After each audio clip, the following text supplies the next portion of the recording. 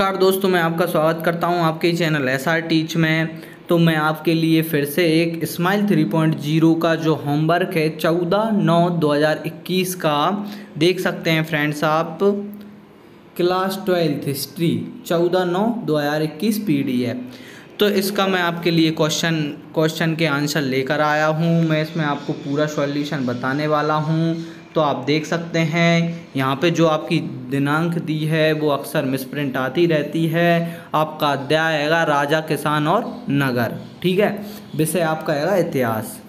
तो अपन बात कर लेते हैं पहले क्वेश्चन की। इससे पहले मैं आपको बता दूं, अगर आप चैनल पर नया आए तो प्लीज़ चैनल को सब्सक्राइब करना ना भूलें, साथ ही बेल आइकन ज़रूर दबाएं, इससे आपको वीडियो का नोटिफिकेशन मिलता रहेगा।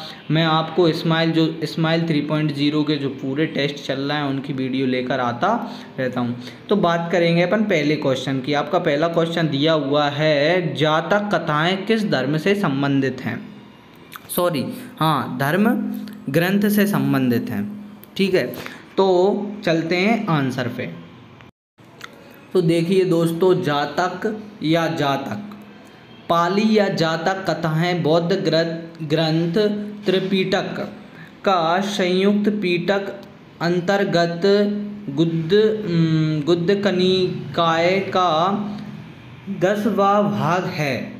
ठीक है, इन कथाओं में भगवान बुद्ध के पूर्ण जीवन की कथाएं हैं। जो मान्यता है कि खुद गौतम बुद्ध जी के द्वारा कहे गए, हालांकि कुछ विद्वानों का मानना है कि कुछ जातक कथाएं गौतम बुद्ध के निर्वाण के बाद उनके शिष्यों द्वारा कही गई हैं। विश्व की प्राचीनतम लिखित कहानियाँ जातक कथाएं हैं, जिसमें लगभग 600 कहानियाँ संग्रहित की गई हैं। यह ईसवी संवत से 300 वर्ष पूर्व की घटना है। ठीक है, ईसवी संवत यानी ईसा पूर्व चलता था, उससे पहले की घटना है। इन कथाओं में मनोरंजन के माध्यम से नीति और धर्म को समझाने का प्रयास किया गया है। ठीक है, तो आपका आंसर क्या हो जाता है? आपके क्वेश्चन में पूछा है किस धर्म और ग्रंथ से संबंधित हैं, तो बौद्ध धर्म और बौद्ध ही ग्रंथ। ठीक है, बौद्ध धर्म और बौद्ध ग्रंथ से संबंधित हैं। तो ये आपका पूरा आंसर हो जाएगा। आप स्क्रीनशॉट लेकर आसानी से लिख सकते हैं। ये नीचे बौद्ध जो गौतम बुद्ध की ये प्रतिमा दी हुई है। तो बात कर लेते हैं फ्रेंड्स अगले क्वेश्चन की, क्वेश्चन नंबर 2 की। हर्षचरित किसकी रचना है? तो चलते हैं इसके आंसर पे। हर्षचरित किसकी रचना है? हर्षचरित संस्कृत में बाणभट्ट द्वारा रचित एक ग्रंथ है। ठीक है, बाणभट्ट एक बहुत बड़े लेखक थे। ठीक है, इसमें भारतीय सम्राट हर्षवर्धन का जीवन चरित्र वर्णित है। ऐतिहासिक कथनक से संबंधित यह संस्कृत का सबसे प्राचीन ग्रंथ है। ठीक है, जो आपके हर्षचरित ग्रंथ है ना, वो हर्षवर्धन के ऊपर है और ये इसके रचयिता कौन थे? बाणभट्ट। ठीक है, ये याद रखना है आपको। इसके बाद बात कर लेते हैं अगले क्वेश्चन की, क्वेश्चन नंबर 3 की। सुदर्शन झील का उल्लेख किस अभिलेख से मिलता है? ठीक है, अभिलेख यानी पहले खुदवाए जाते थे खम्भों पे, खम्भों पे, मतलब बड़ी बड़ी चीज़ों पर अभिलेख खुदवाए जाते थे।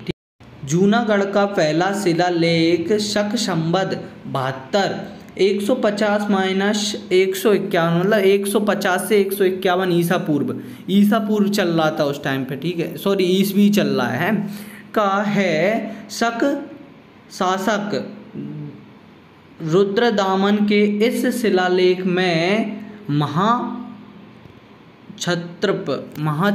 रुद्रदामन द्वारा सुदर्शन झील की मरम्मत आदि के दिलचस्प विवरण हैं। शुरू में इस झील का निर्माण चंद्रगुप्त मौर्य के अधिकारी पुष्यगुप्त वैश्य ने करवाया था।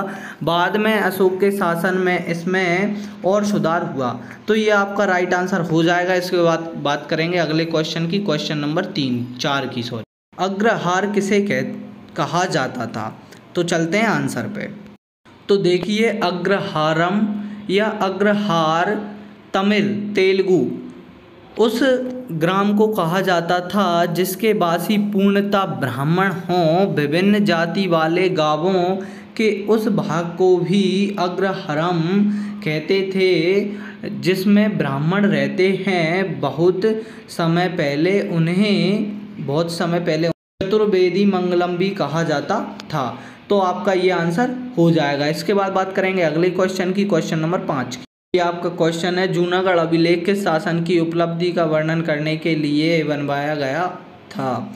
तो चलते हैं आंसर पे। चष्टन के बाद उसका पौत्र, पौत्र्यानी होता है नाती, ठीक है, पौत्र्यानी नाती, पुत्र्यानी पुत्र, पौत्र्यानी नाती, पौत्र्यानी मैंने आपको बता दिया नाती। कारात्मक वंश रुद्रदामन गद्दी पर बैठा, ठीक है, यह इस वंश का सर्वाधिक योग्य शासक था। इसका शासनकाल 130 से 150 ईस्वी माना जाता है, यानी 20 वर्ष। रुद्रदामन के विषय में विस्तृत जानकारी उसके जूनागढ़ उसने ही बनवाया था। उससे मतलब कौन से वो क्वेश्चन पूछा था, कौन से ऐसा ही कुछ था, मतलब किसी की जानकारी जूनागढ़ से मिलती है, तो रुद्रदामन की जानकारी जूनागढ़ से मिलती है, ठीक है। शक संवत 72 150 ईसा पूर्व के अभिलेख में मिलती है, ठीक है, ये आपका राइट आंसर हो जाएगा। रुद्रदामन के जूनागढ़ अभिलेख से इसके साम्राज्य के पूर्व एवं पश्चिमी मालवा, ठीक है, आपका आंसर यहीं तक हो जाएगा। अभिलेख से मिलती है जानकारी, अभिलेख से मिलती है, तो ये आपका राइट आंसर हो जाएगा। इसके बाद ये आपके पूरे क्वेश्चन हो चुके, देख सकते हैं फ्रेंड्स, ये आपके पूरे क्वेश्चन के आंसर मैंने आपको दे दिए हैं। अगर आप चैनल पर नए आए तो प्लीज़ चैनल को सब्सक्राइब करना ना भूलें, साथ ही बेल आइकन ज़रूर दबाएं और वीडियो को लाइक करें।